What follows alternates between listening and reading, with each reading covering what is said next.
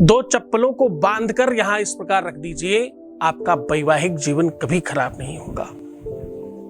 दो चप्पलें बांधकर इस प्रकार से रखिए, आपके जीवन में प्यार की कमी होगी ही नहीं।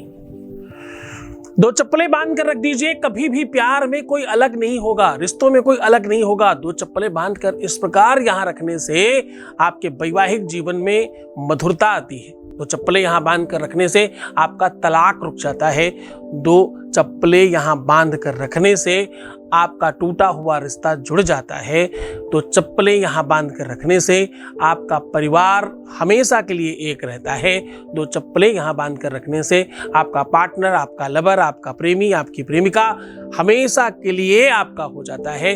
अगर एक ही शरीर के दो भाग हैं, एक किसी और का और दूसरा किसी और का, दो लोगों का सम्मिश्रण एक शरीर है, अगर बाम अंग किसी और का है, दाहिना अंग किसी और का है, तो दोनों के दोनों अंगों के चप्पलों को बांध कर रखने से क्या खास हो सकता है। ये बहुत चमत्कारी प्रयोग है, ये बहुत पावरफुल है, ये बहुत स्पेशल है।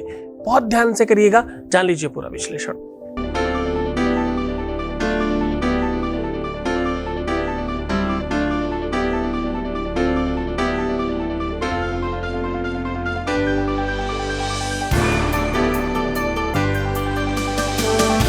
आप देख रहे हैं लव विद एस्ट्रोलॉजी।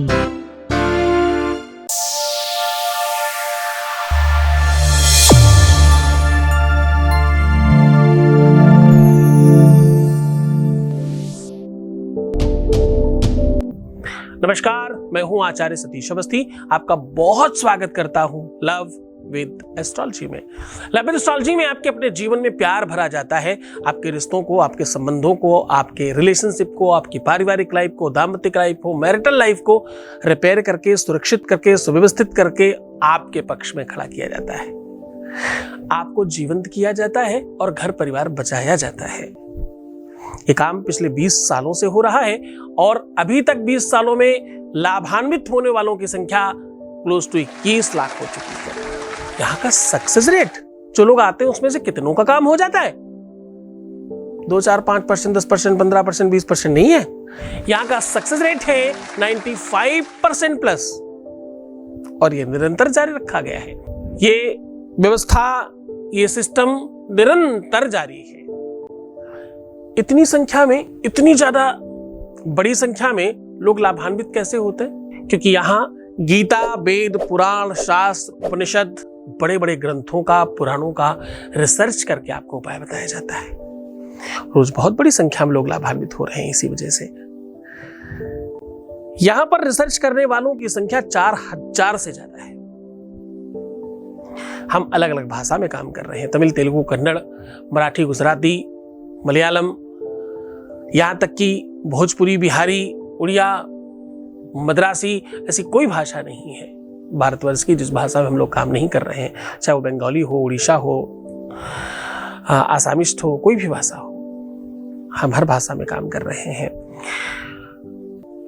ये प्रयत्न इसलिए है क्योंकि प्रेम शाश्वत है, प्रेम भगवान है, इबादत है, पूजा है, ये सनातनी पद्धति है।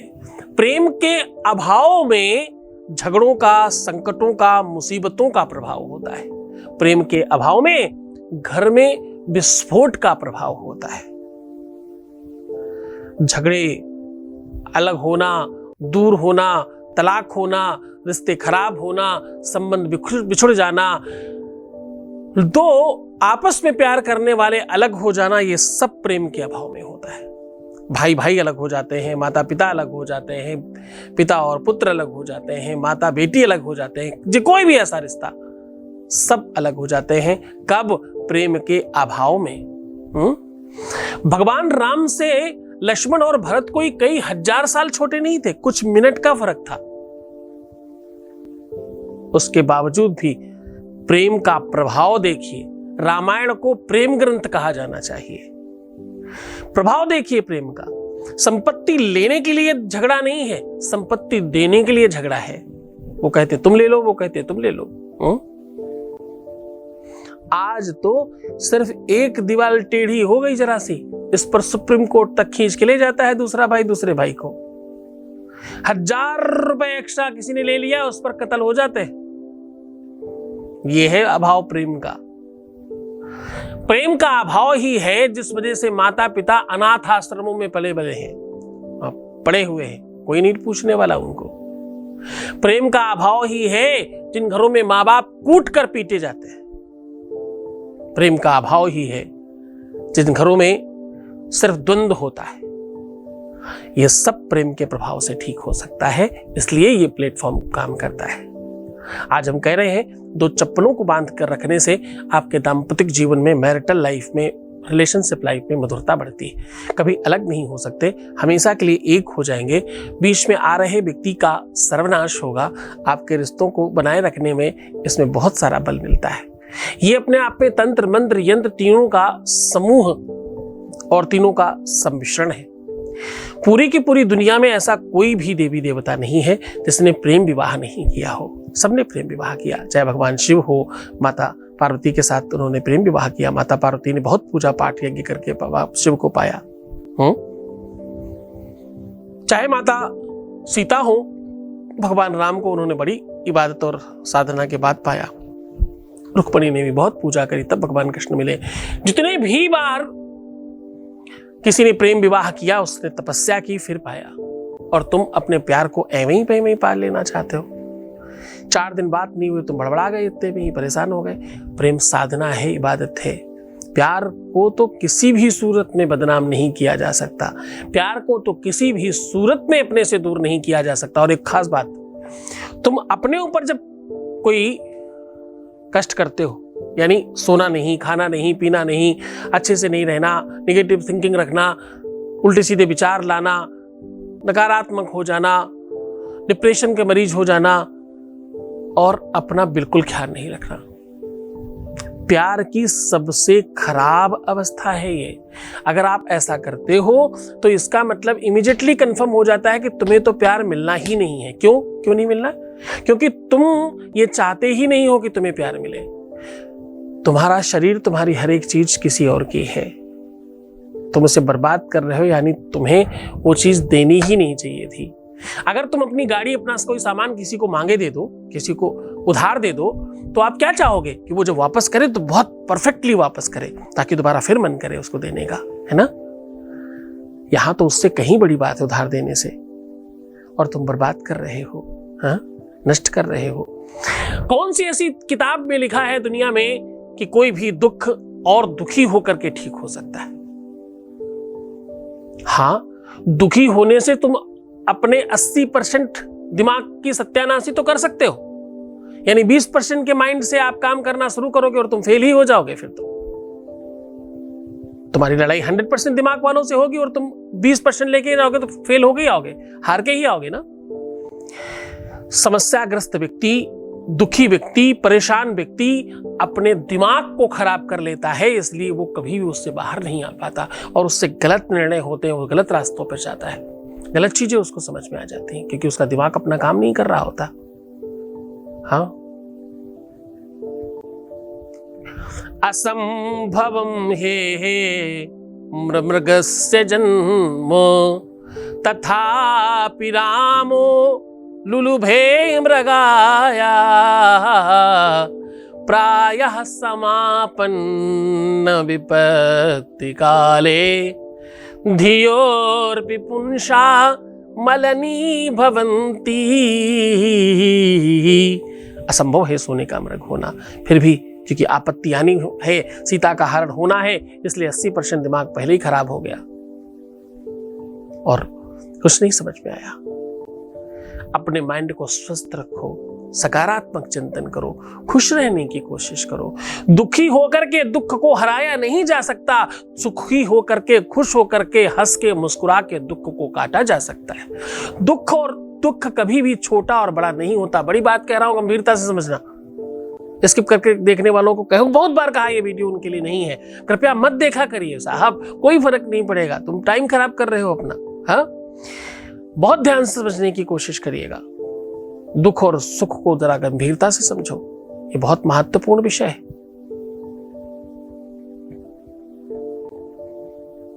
दुखी होकर के कभी भी दुख को हराया नहीं जा सकता।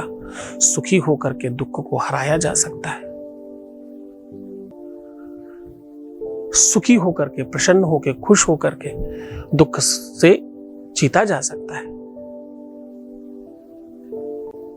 दुनिया में कभी किसी ने दुख को, अच्छा कहां ऐसा लिखा है कि तुम दुखी हो जाओगे तो तुम्हें रास्ता मिल जाएगा? तुम खुश रहोगे, तुम ठीक से खड़े रहोगे तो तुम रास्ता निकाल ले जाओगे। कभी भी दुख बड़ा नहीं होता। दुख को सहन करने की क्षमता कम और ज्यादा होती है। ध्यान से समझना, किसी भी दुख को सहन करने की क्षमता जितनी कम है, तुम उतने ज्यादा उसको बल मानने वाले हो। इसको दूसरी तरीके से समझो, कोई भी वस्तु बड़ी नहीं होती, उसका तोलने वाला बाट छोटा बड़ा होता है। अगर वस्तु 1 किलो की है और बाट 100 किलो का रख दिया जाए तो वस्तु हल्की लगेगी उसके सामने, ऑलवेज। आप समझ रहे? मैं कह रहा हूं कभी कोई भी दुख बड़ा नहीं होता, सहन करने की क्षमता छोटी हो जाती है तुम्हारी। क्यों? क्योंकि तुम दुखी हो जाते हो, तुम मान लेते हो ये कि ऐसा ही है, ये बहुत बड़ा दुख है। गलत है ये बात। मुझे बचपन में किसी ने कहा कि एक लाइन खींच के इस लाइन को बिना टच किए छोटी और बड़ी कर दीजिए। मैंने कहा ये तो भाई मुश्किल काम है।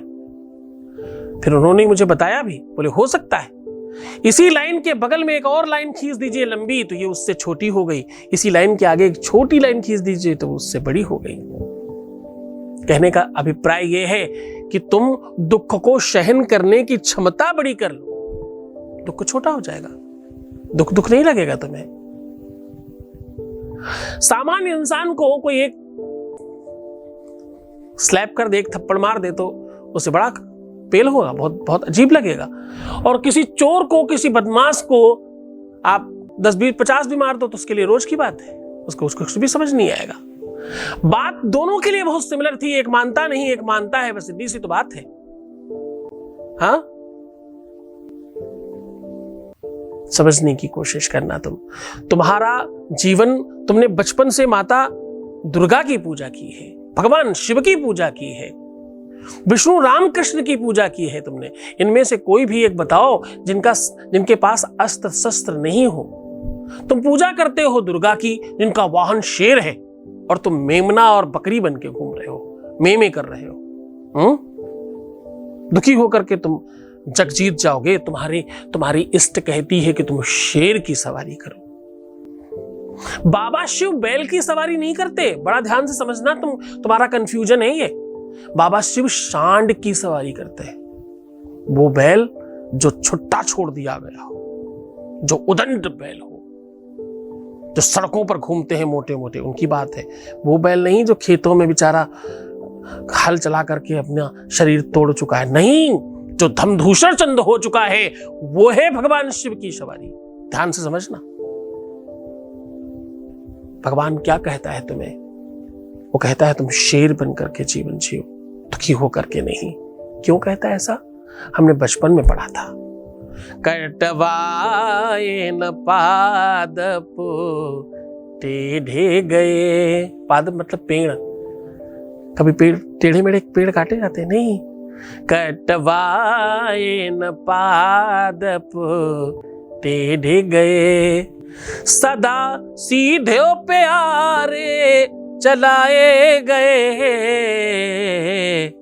सिंह का बाल न बांका हुआ, बक रे की बलि चढ़ाई गई। बकरे की तो भाई खटाक करके बलि चढ़ाते हैं। वो बलि नहीं चढ़ा रहे, वो ये कह रहे हैं संसार में जो भी मेमना है वो सिर्फ काटने के लिए बना है। दुखी आदमी और दुख को आमंत्रित करता है, निगेटिव आदमी और निगेटिविटी को आवाहन करता है। मूर्ख व्यक्ति मूर्खता प्रद बात करता है, विद्वान व्यक्ति विद्वता वाली बातें करता है। क्यों? जिसके पास जो है वो वही प्रस्तुत करता है। क्या प्रोड्यूस करोगे तुम क्या दे सकते हो जो तुम्हारे पास है? और तुम क्या लेके घूम रहे हो? तुम नेगेटिविटी लेकर के घूम रहे हो। मांगते हो प्यार और देते हो निगेटिविटी, कैसे मैच होगा?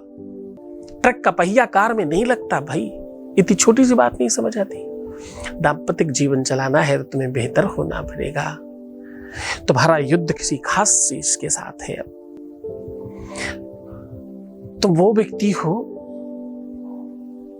उस भारतवर्ष के व्यक्ति हो जहां पर स्त्रियों ने और पुरुषों ने ऐसे जघन्य काम किए, ऐसे स्पेशल काम किए, इतने बड़े बड़े काम किए, अच्छे बुरे हर तरह के, जो विश्वस्तर की कीर्तिमान पर हैं। ऐसी मिट्टी से आते हो तुम लोग, जिस मिट्टी की अपनी गरिमा है, जिस मिट्टी की अपनी गाथा है, और तुम मेमना बनकर जीवन जीना चाहते हो। बहुत लंबी चौड़ी बात नहीं कहूंगा, मैं कह रहा हूं चलो कोई बात नहीं भाई। एक शरीर में दो अंग होते हैं, एक दाहिना एक बायां। आपके पूरे शरीर में एक अंग छोटा है और एक अंग बड़ा है, क्योंकि एक स्त्री का है एक पुरुष का है। ये सबके साथ होता है, आप चेक करके देख लीजिए। हाथ पैर आंख नाक कान सब कुछ एक छोटा एक बड़ा है, क्योंकि एक स्त्री का है एक पुरुष का है। यावत कन्या न बहामांगी, जब शादी होती है, जब विवाह होता है तो 6 भावरें पड़ती हैं, और 7वीं भावर के टाइम पर केवल और केवल लड़की दाहिनी तरफ से उठ करके बाईं तरफ बैठ जाती है बस, और वो पत्नी हो जाती है। और शास्त्र कहता बस वो वाला काम जब तक नहीं हुआ तब तक वो कुमारी ही है। सारा काम हो गया, सारा विवाह हो गया, केवल वो लास्ट वाला काम नहीं हुआ तो वो कन्या कुमारी है। यानी आपके शरीर के बाम अंग पर जब तक आपकी पत्नी का और स्त्री के दाहिने अंग पर जब तक उसके पति का प्रभाव नहीं हो जाए तब तक कुछ भी नहीं चलता। कुछ भी नहीं मतलब कुछ भी नहीं चलता। शास्त्र कहता है यावत कन्या न बहामांगी तावत कन्या कुमारिका। इसी को किसी फिल्म में बहुत अच्छे गाने से गाया है। जब तक पूरे ना हो फेरे साथ तब तक नहीं बबूनी बबुआ की, तब तक लड़की दूल्हे की नहीं है। गाने में गाया है, लेकिन शास्त्रोक्त गाना है, शास्त्र का को उतारा है। तो साहब समझने की कोशिश करना। तुम्हारे भगवान शिव के अर्धनारेश्वर की फोटो देखी है? शिव पुराण कहती है कि भगवान शिव ने आधा आधा शरीर किया था, कभी आधे से पुरुष बनाया आधे से स्त्री बनाया। तो तुम्हारे ही शरीर में तुम्हारा पार्टनर विद्यमान है। तुम उसे दुख दे रहे हो इसलिए वो दूर जा रहा है, तुम उसे सुख दो वो तुम्हारे पास आएगा। आज वही दोनों अंगों को एक करने का साधन टोटका लेकर हाजिर हूं। आज मैं कह रहा हूं दोनों चप्पलों को इस प्रकार बांध कर यहां रख देना, आपका सब कुछ तुम्हारे पक्ष में होगा। जान लीजिए पूरा विश्लेषण। उसके पहले आपके बीच से एक अनुभव ले लेते हैं। Voice message please. प्रणाम गुरुजी। लोग कहते हैं कि हमने भगवान को नहीं देखा, पर भगवान ने कहा मुझे देखने के लिए गुरु। मैंने अपना भगवान देख लिया आपके रूप में। मैं इतनी सक्षम नहीं हूँ, कैंसर की मरीज़ हूँ, नहीं है मेरे पास कुछ भी, लेकिन उसके बाद भी आपने मेरी इतनी मदद की है, इतनी मदद की है जिसकी कोई सीमा नहीं है गुरुजी, कोई सीमा नहीं है। मैंने सिर्फ आपकी बातें सुन सुन के, उन्हें समझ समझ के सुख से जीना शुरू कर दिया है। रोना मैंने छोड़ दिया। सच में गुरुजी आपकी वाणी में वाकई में सरस्वती विद्यमान है। बहुत बहुत धन्यवाद, बहुत साधुवाद, बहुत आशीर्वाद। परमात्मा शिव आपको प्रसन्न, आनंदित, सुव्यवस्थित और आपकी हर इच्छाओं की पूर्ति के लिए आपको मजबूत करे। सब तुम्हारी श्रद्धा और विश्वास का प्रतिफल है। तुमने ही तो किया है सब, मैं तो सिर्फ रास्ता बता रहा हूँ। मैं अपनी साधना, मैं अपनी तपस्या, मैं अपना बल इसलिए लगाता हूँ ताकि तुम खुश हो जाओ। मैं हमेशा ये कहता हूँ कि मेरे बच्चों पर कोई समस्या तब आएगी जब वो मुझसे गुजर कर जाएगी। पहले उसे मुझे सल्यूट करना होगा, फिर अंदर जाए। मैं हमेशा कहता हूँ कि मेरे अपने मानने वालों के जीवन में प्यार आए, बाकी सब सेकेंडरी है। मैं हमेशा कहता हूँ कि जिनके जीवन में प्यार की समस्या है उसके लिए लंबी एस्ट्रोलॉजी है। तो आप सब बहुत विश्वास करते हो, यकीन करते हो, इसलिए रोज हाजिर हो। दिव्य ज्ञानी शिव भक्त सद्गुरुनाथ जी महाराज के मुखारबिंद से सुनिए अष्टवसु शिव महापुराण कथा दिनांक 12 से 18 मई 2023, समय दोपहर 12 से 4 बजे तक। कथा स्थल ओम जगत गुरु जनार्दन स्वामी मौनगिरी महाराज आश्रम हॉल, श्री निवृत्तनाथ मंदिर रोड, त्र्यंबकेश्वर, नासिक। इस कथा में यजमान बनने एवं कलश यात्रा के लिए संपर्क करें 8917020202 6391292929। सीधा प्रसारण देखिए संस्कार और सत्संग चैनल पर। आयोजक श्री सद्गुरुनाथ धाम परिवार, महाराष्ट्र। आज फिर से आपको उस सॉल्यूशन पर बात कर रहा हूं। आपको चाहिए जो सबसे ज्यादा आप पहनते हो, स्लीपर, चप्पल, जूता, कोई भी ऐसी चीज जिसमें स्लीपर थोड़ा आसानी से बांधे जा सकते हैं। अब इसके लिए आपको चाहिए सुतली। ध्यान से समझिएगा, सुतली या मूंज की रस्सी। मैं इसको बड़ा सीधे तरीके से बताता हूं।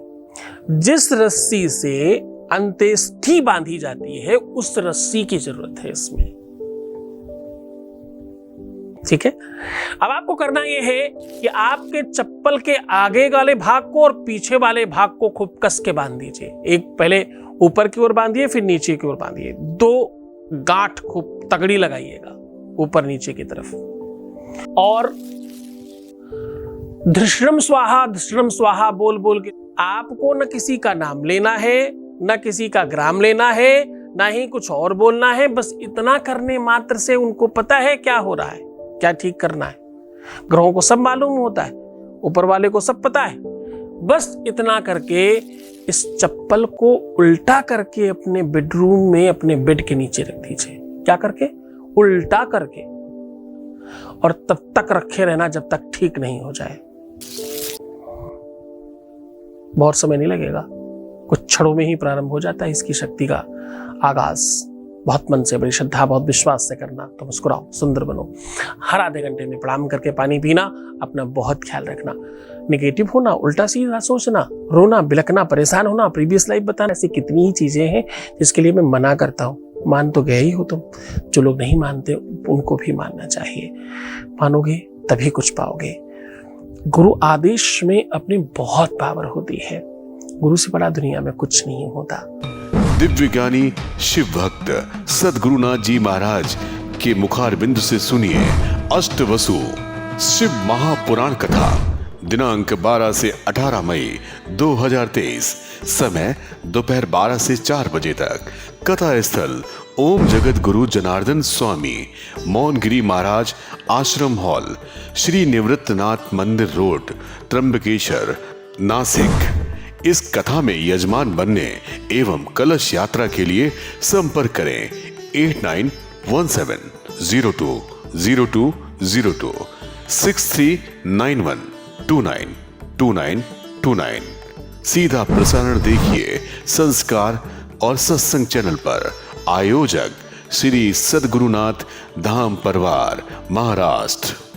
श्री सद्गुरुनाथ जी महाराज के प्रकल्पों में सबसे महत्वपूर्ण है आध्यात्मिक शिव नगरी की स्थापना एवं बाबा शिव की महिमा कथा एवं गौ सेवा, वृद्धा आश्रम, शिशु बाल विकास, अन्न क्षेत्र, भोजन वितरण, गरीब कन्याओं का विवाह, निर्धनों को रोजगार की व्यवस्था के साथ साथ हॉस्पिटल, योग्य क्षेत्र, आयुर्वेद धाम, ध्यान भवन, सत्संग भवन, सेवा धाम, विश्रामालय, वेद विद्यालय एवं संग्रहालय, अनुसंधान भवन, रिसर्च सेंटर, ग्रंथालय और 27 नक्षत्रों के वृक्ष, भव्य प्रेमेश्वर महादेव की प्रतिमा, शिव परिवार मंदिर का भी निर्माण किया गया है। आपका संस्थान पूर्ण प्राकृतिक वातावरण, हरियाली और शांत प्रदायक क्षेत्र में स्थित है। यहाँ हजारों लोगों को भगवान शिव की भक्ति से जोड़ने के साथ साथ सतमार्ग पर चलना भी सिखाया जाता है। यहाँ वेद, वेदांग, पुराण, शास्त्र, ज्योतिष, आयुर्वेद इत्यादि पर रिसर्च के साथ साथ शिक्षा का भी प्रबंध है। यहाँ रहने का अनुभव वैसा ही है जैसे शिव भक्त रहना चाहते हैं। आप इन प्रकल्पों से जुड़ने के लिए, दान के लिए संपर्क करें 9936601255। अधिक जानकारी के लिए 8447832114।